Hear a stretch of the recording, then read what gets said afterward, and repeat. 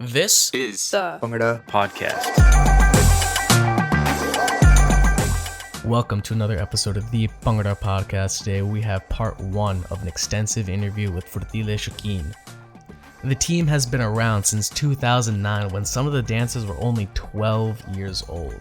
This first part is really going to cover how Furteelay was initially founded, how they changed from their original name to Furteelay, how a bunch of 8th graders got together and started one of the most successful teams in North America, and a lot of the early growing pains they dealt with. Also, we talk about where the shings came from. As always, be sure to rate and review us on Apple Podcasts and Podchaser. Follow us on Instagram, Twitter, Facebook, YouTube, Discord at the Bhangra Pod. And most importantly, subscribe wherever you listen to your favorite podcasts. We started our conversation with some brief introductions and a list of the OG Furteelay in all their peach fuzz glory.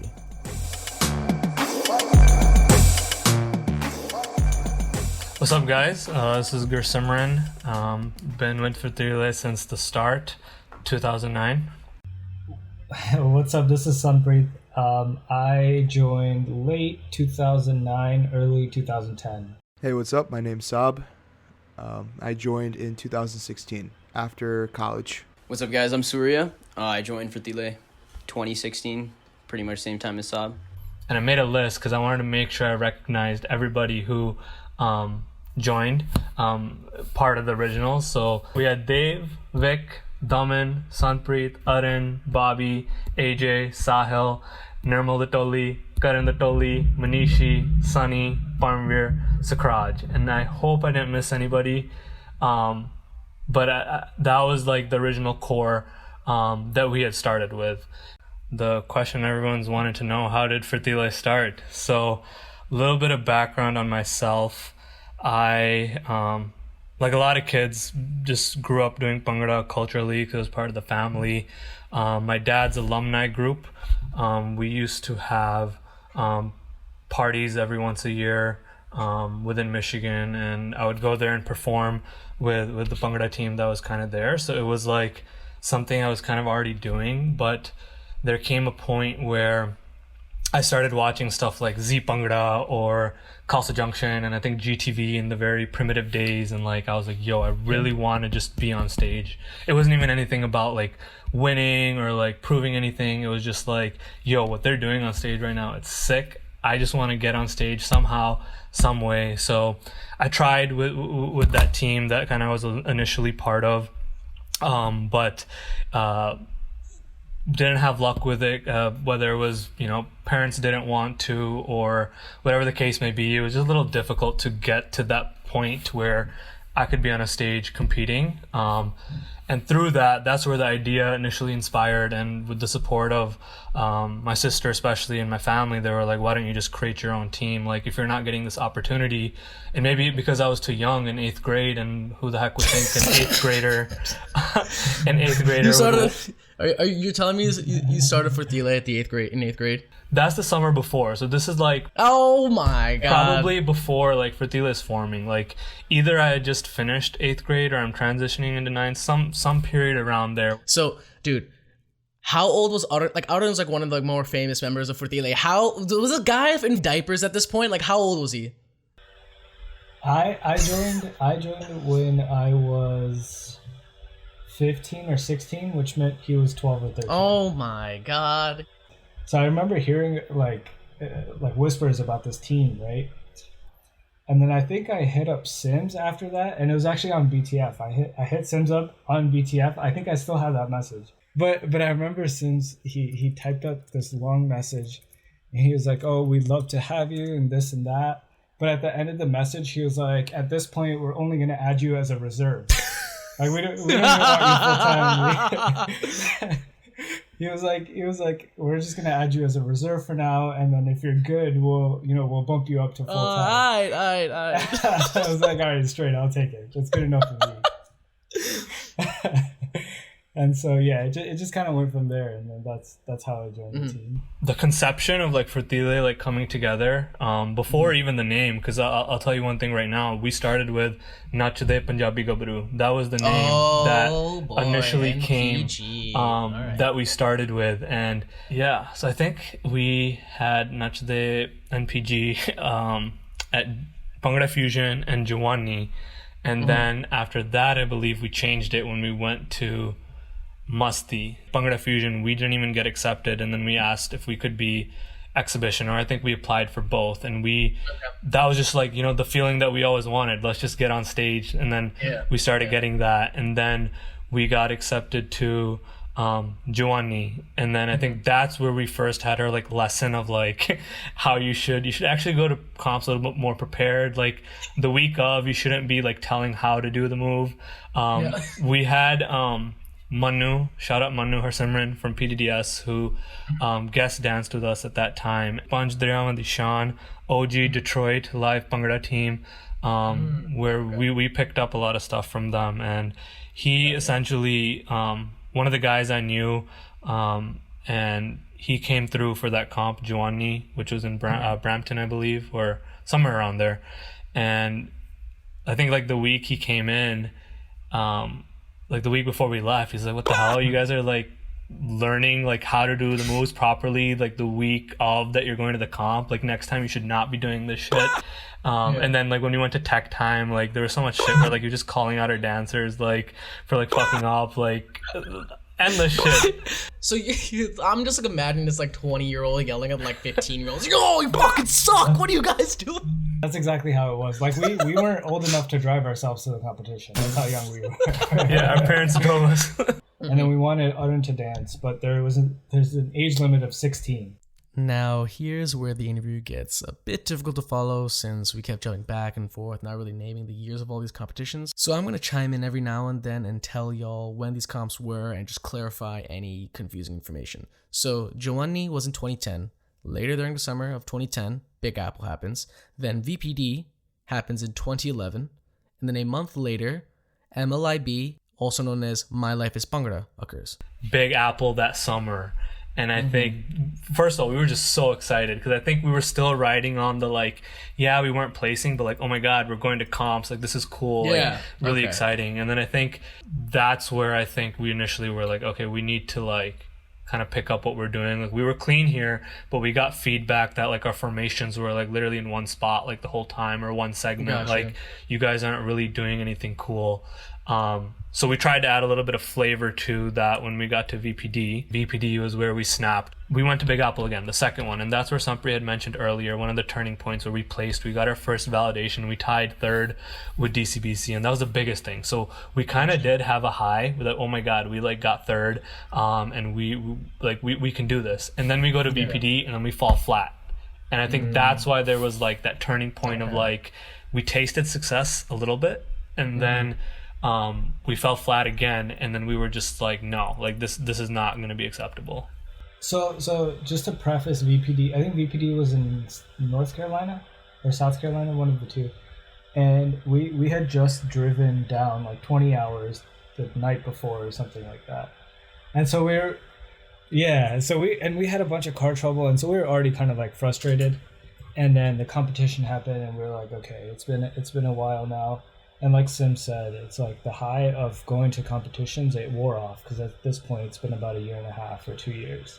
And one thing we always kept on hearing too was like, when you guys get older, you're going to be sick. And I think that's something that also frustrated us. We were like, we're tired of hearing this. Like, we know we have the talent, we know we can do it, but like, why can't we do it? And I think that moment was very special because I think Sunpreet and I knew like something needed to change. And then from there, like, describing the room, I think we just told everyone like, hey, we're meeting in this room, come through. So like wherever anybody could find a seat, they were sitting. And then it was just me and Sunpreet talking of like, this is not happening anymore. And like it was more of the tone and more of the vibe that we gave the team. Like we are either like this is not going to work out, or we're going to fix our shit and get it together. And I think it was more so the later, like, we're going to get better. Like, I don't think we gave up on keep on going, but there was definitely a change, and like we wanted it so bad. And Sunpreet and I let everyone know in the room that we all can do this and we wanted it and it's going to change. And I think we had never had to talk like that before. And everything just changed. I remember the practices after that, like Sunpreet and I pushed everyone like crazy, like we had never done before. And like, I don't think everyone would be bought in that system if we didn't have that talk. Like if everyone wasn't on the same game field, because practices changed in terms of how we ran them. Like we were like, we are going to go hard. We're going to be the hardest workers in the room. Let's push ourselves until like we're absolutely out of energy at practice. And I remember like that was the first time like we were like laying in that Salem cafeteria, like out of breath, like we pushed ourselves. And I think that also just shifted like our focus at practice. Our feet used to get so freaking dirty, I remember, and like people's warts and shit. And like I think when we were like stretching in circles, we would see it and people would show like, yo, this wart's nasty. And we had to go through loopholes to get that freaking spot, because like there was I wish I remembered more, but like there was like an off counselor or something that we had to go get something signed in order to be allowed to use it. And then we had to use Sonny because he was older, one of the like he was 18 of age and we were still younger, so he was technically like our guidance or whatever. So like we had to get this form signed, and sometimes we wouldn't, and we have to go during lunch to get it. And then like sometimes people would come and ask like, what are you doing? Like I remember the security guards would come, and it was it was a whole mess. Oh my god. Talking to the Furteelay guys, VPD was a huge turning point for the team, but the big question remained, what did they need to do to reach that next level? I asked them where they looked to. I think a lot of it was honestly organic. Yes, so many examples, like seeing Toronto teams like SGPD, NJ, like watching them have success. We definitely picked up on a few things of like, people in the scene, I guess they saw something in us. I don't, not to get like cheesy and stuff, but nah, but dude, you were like 5 years legit, old. If I saw a 5-year-old fucking murdering it, I was kind of like, yo, I want to talk to this kid. Exactly. They would come up to us and be like, yo, you guys are really good. And then they'd go off and be like, oh, you should really try this, or you should try this, or you should try this. And so we had a lot of people that were looking at us like these little guys running around. And they were like, if you do this, and this, it'll help. And there was a lot of that willingness to share with us, and we just kind of soaked it all in because we didn't know what we were doing. So we tried everything, and then kind of naturally we figured out what worked, and then we just ran with it. So I think it was more of like we knew what happened, but now we had this new energy. So it was more of like, we have a competition coming up. How can we go change the narrative? How can, like, this is, I feel like we're Furteelay, where we really became Furteelay. And I think that energy, that passion, the practices leading up, even to a point where I don't think we even realized how good we got until like we got to tech time and kind of saw everything like, holy shit, like we actually brought like a really good product. And I think team was clicking, chemistry was really good, everyone had bought in the system, and we were ready. And like I think a lot of people told us this, that when we walked in to that mixer, like it wasn't like a negative feeling towards anybody or anything. Like we were still like those happy kids, but when people saw our faces, they were like, oh shit, these guys are here to rip that stage apart. Now we're jumping to the placing ceremony at My Life is Bhangra 2011, also known as MLIB. Well, I'll go real quick. I'm always skeptical, and all the teammates know this. I'm always like thinking worst case scenario. Anytime you see me when placings are going on, like I'm just like very nervous. So I can't say that it was surefire that like we walked on stage for the award ceremony and we were like, okay, just give us first. I think it was more like okay, they called third, they called second. Like it's possible it's us, but it's also not possible it's us. And by the time like you have all these thoughts going through your head, they announce it and like you just go crazy. And so like back then, I mean, winning first wasn't even like it was a goal, but it was one of those things where you're like, oh, this is it. It was just a dream, you know. But then when they announced our name, that was when it's like, okay, oh shit, this is real. just in, I mean, I know, I remember I was in awe the whole night. Like, I was just like, whoa, like, holy crap, we just won. And I think, did Sid judge that comp, or was he there? Sid judged this comp. That means the judging was definitely less than Sid judged it, bro. That's right, yo, fucking Sid. So Sid Pandit has been judging Furteelay since 2012. One other cool thing that had happened at this time was, so at that point it was kind of just me and Sunpreet kind of doing everything. From this point on, I remember we had more people start helping within the team, and they started contributing more. So Sakraj, Arin, they were really and Vic, those Sakraj and Vic, they were really helpful in terms of choreo and just ideas, and they really started bringing a lot of unique ideas to the table that took stuff to the next level. I think I forgot what performance it was one of the Big Apples, but like Arin just snapped, and like he like went on this trajectory where he like became so freaking good, and like all these things were like happening. Like we got more help from the team, our dancers were getting better, and so each comp we were just like, what can we do more now? So we figured out how to win. Now it was just like, what can we do to add on to what we're doing and build our own identity. I guess not huge, but that was one of like the criticisms that Simz and I got in the early days. It was like, you guys are doing everything on your own, but you're not letting anyone have input, you know? And so we started, it was, I guess it was almost kind of like that control thing of where like it's your baby and you don't want to give it up, you know? You want everything your way. But I think like opening it up was one of those things that really, again, buying into that system where everyone is putting in a little bit so that you are really truly invested in the final product. We're now entering Big Apple during the summer of 2012. We grew like that. We tied with SGPD that summer. They were like our version of like SPD, like them and SGPD and NJ.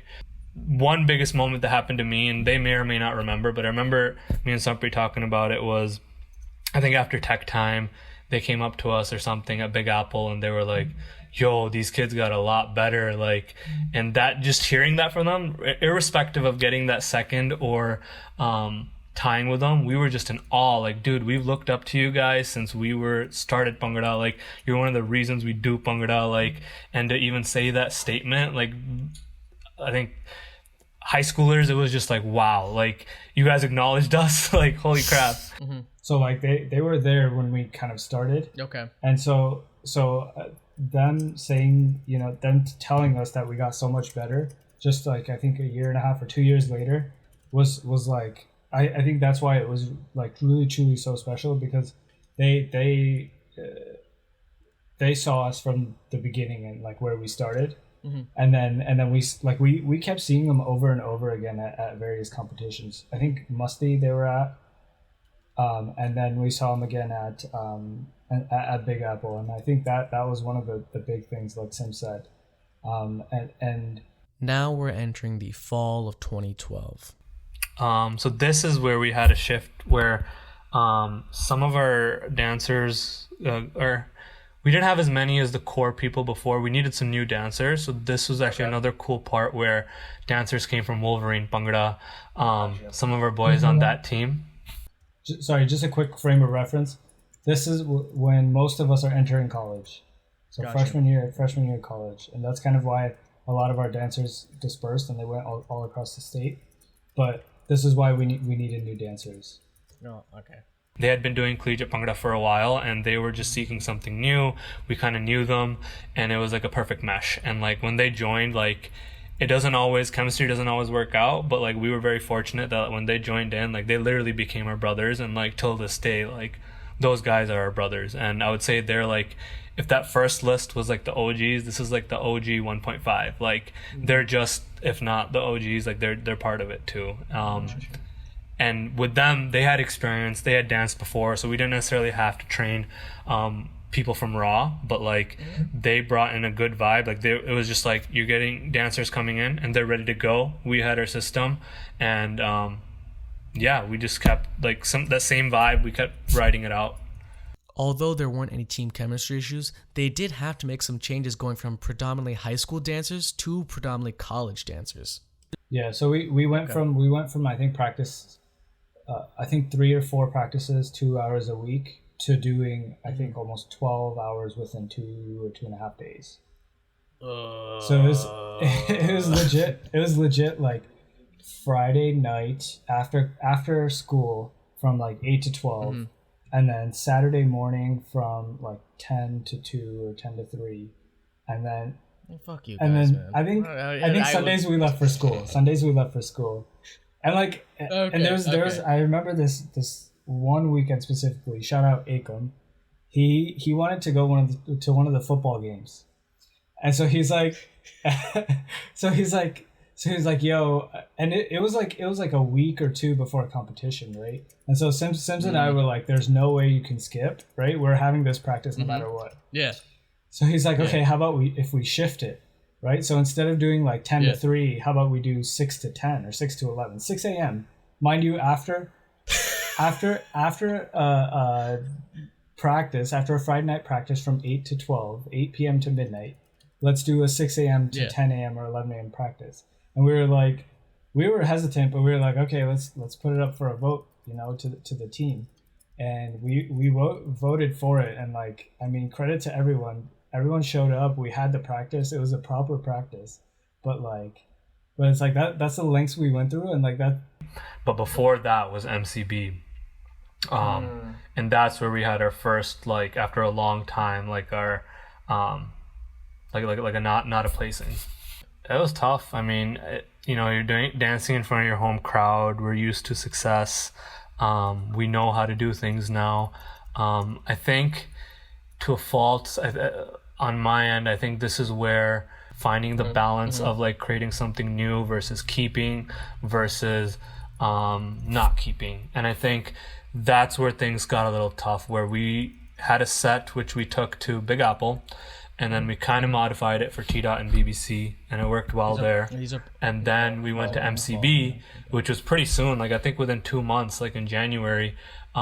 People were kind of on Christmas break, and I think just we put something together. We went on stage, didn't turn out the way it did, and I think it definitely, like, we all definitely felt it, because we had gotten so much like love outside of our state at all these comps we went to, irrespective of placings. And I think when we went to MCB, it was kind of like a lot of us didn't get to place in front of our parents at all those comps, and we had an opportunity, and it was just like, you really wish you could have capitalized on that. I mean, we started flipping things that we probably shouldn't have flipped, and we threw away solid segments that we had cleaned. We had everyone just kind of knew it like the back of their hand. They could dance with their eyes closed and hit all the formations. It just kind of put us a step back from where we were a couple months before that.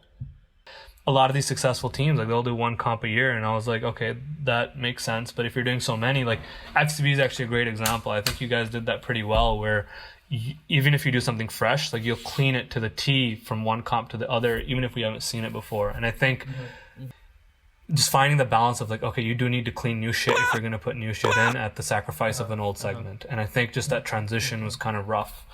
Bhangra was also becoming a lot at this point. Like, we weren't at the point where we were sick of it, but like, we just went through like a full half year of competing, and then we're on winter break. So like, not as many of us came together to all those practices versus the summer before, 5 mile radius, everyone's together every day.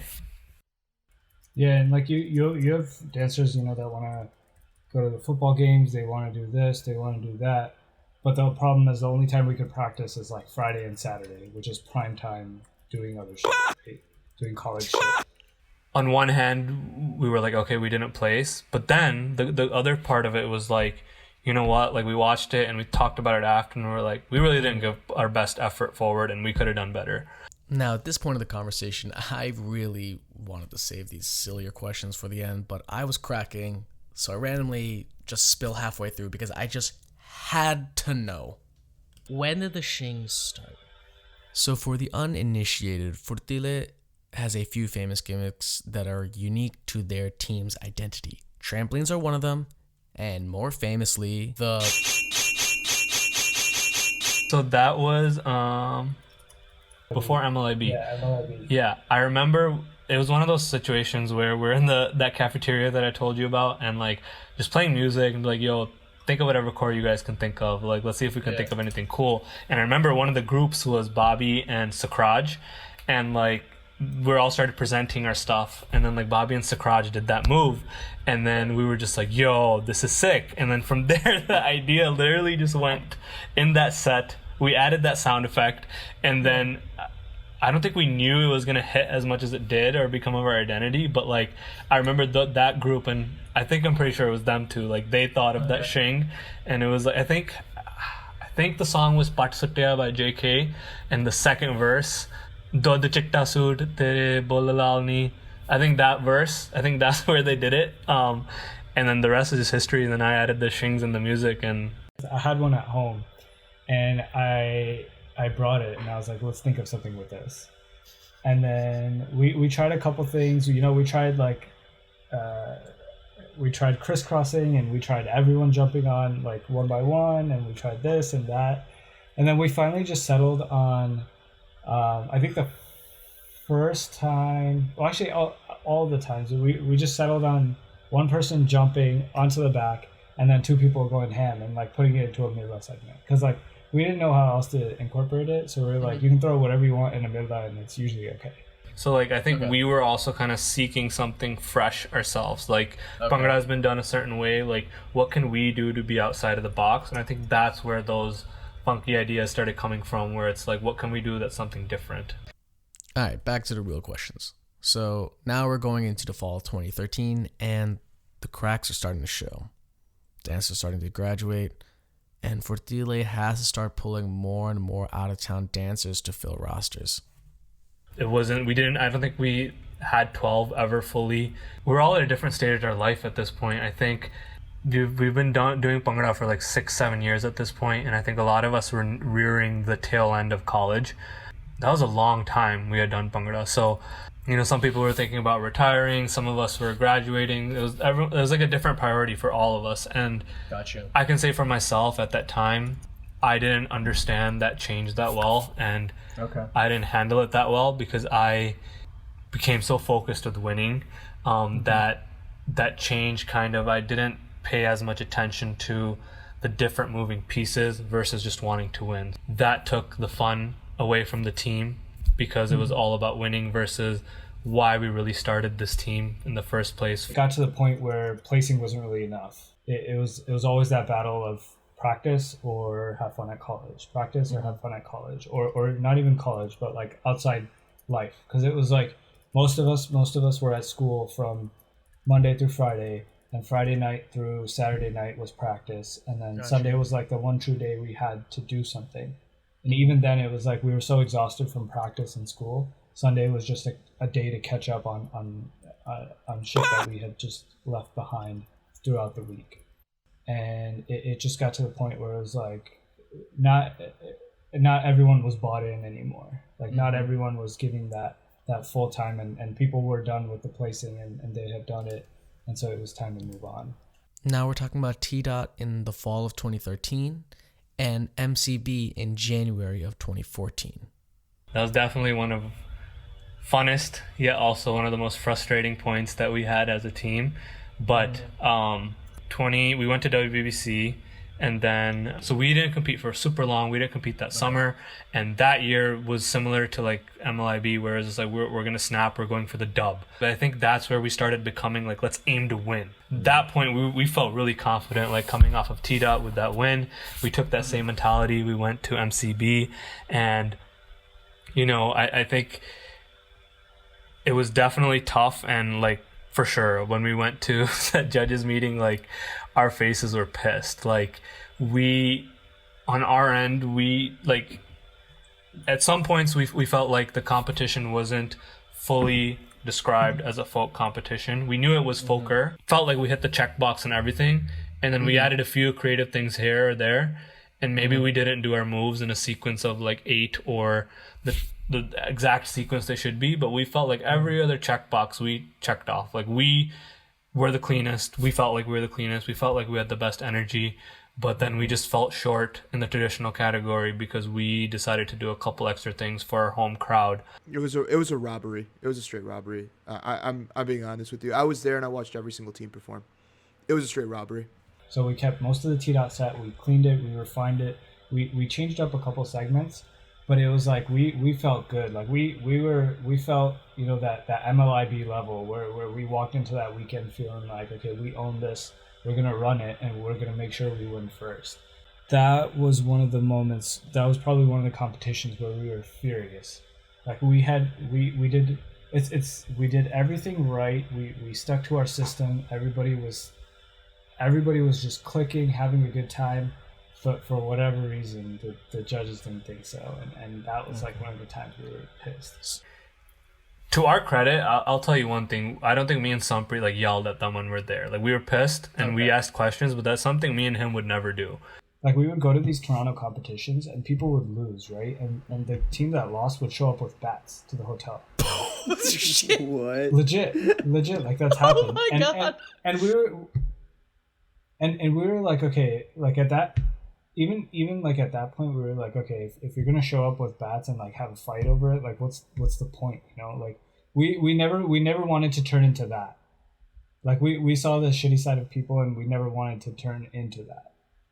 And we didn't. But it was still on our faces, and for some reason that was like taken out of proportion. Like, you guys acted like this, you guys did this, and like it was really just on our faces. And I don't think a lot of reflecting on my part in the later years to kind of come through this kind of thinking and mindset. And I encourage, like, if any other captains are listening to this and you go through something like this, like, try to reflect it. Like, I think you'll realize later on in your years.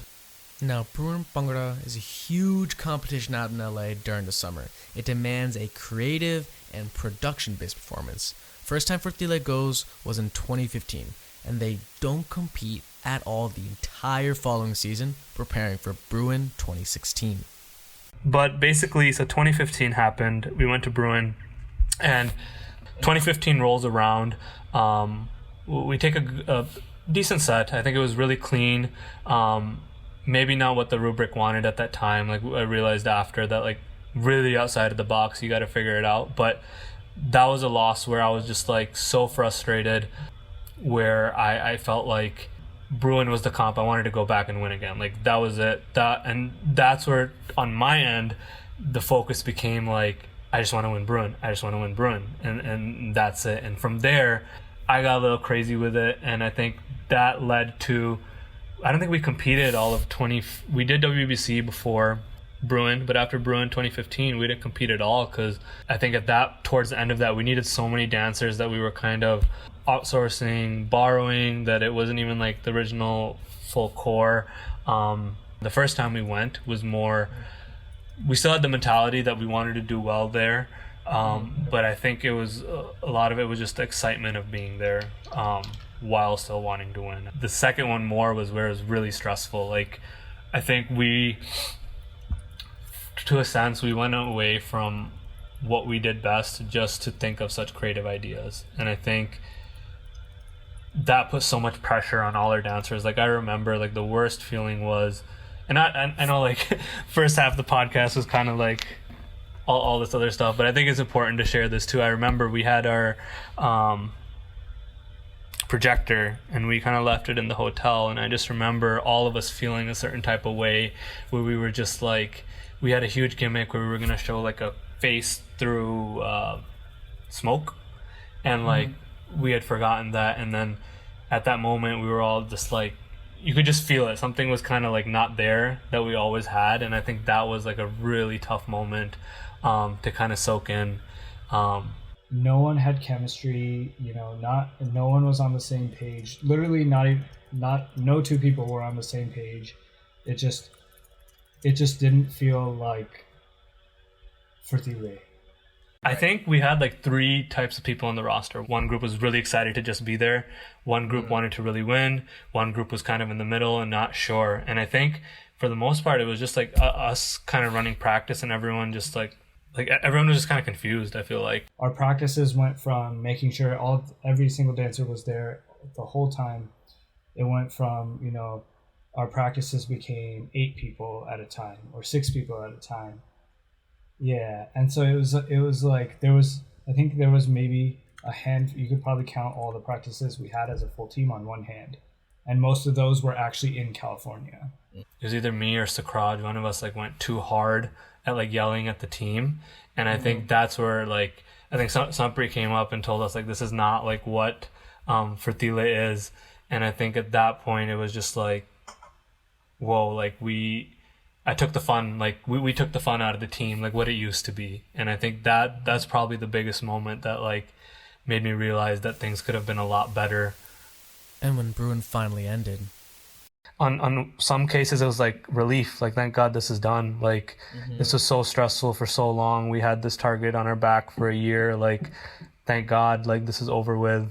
In some cases it was like more like let's try again, like I think it was just like the out of calibration, like people, like there was so many different feelings, but I think a theme throughout was probably like thank God this is over with. It's like that Bruin shirt, I forgot what year they brought it out, it was like thank God I survived Bruin. I think, yeah, I know for myself, and I think all the guys on the trip can probably say this about me. I definitely did not handle it well. Like, I was just like not talking to anybody. Like, I remember we went to our friend's house and like everyone was going on trips, and I just was like not talking. Like, I was like, it like I was being a jerk. Like, to be honest, at that point, like it was just like I did not handle it well.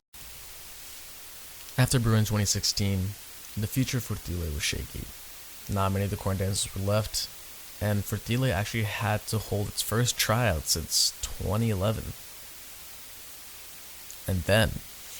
And our first comp that we kind of got the opportunity to dance at was 2016. And I remember in the group chat, they said, like, we'll be taking 2 of you guys. And then all of us are like, yo, none of us are dancing. And then we come to the next practice after they say that 2 thing. And then we hear, yeah, so everyone dropped, all you guys are dancing. So we joined Furteelay, right? But now we're Furteelay. So are we even on a good team, or has nothing changed?